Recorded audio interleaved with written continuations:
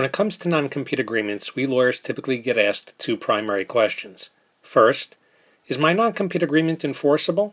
Or, in a slightly different version, this agreement isn't enforceable, is it? And second, how do I get around this non-compete so I can go on and earn a living? In truth, there are a number of different ways that people try to get around their non-competes. But what is often overlooked is the most straightforward way to attack a non-compete.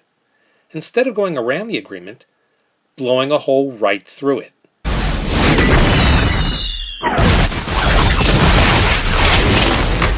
Some of the traditional arguments against enforcing a non-compete agreement include that 1. The agreement is too long in duration, 2. The non-compete covers more territory than is reasonable, or 3. That the employee isn't unique and therefore should not be bound by a non-compete.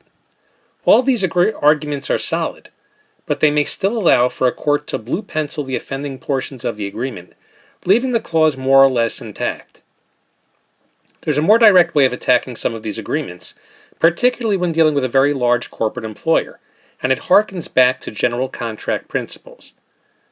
Where the non-compete clause is so broad and vague that the employee has no objective, reasonable way of discerning what activities are permitted and which activities are prohibited, then you don't have an enforceable agreement.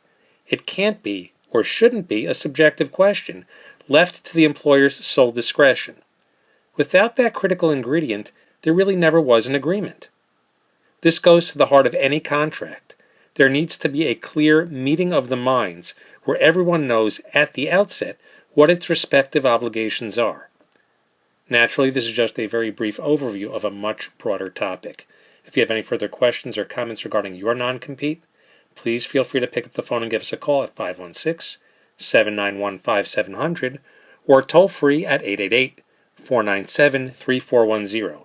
This is Jonathan Cooper, and thank you for listening.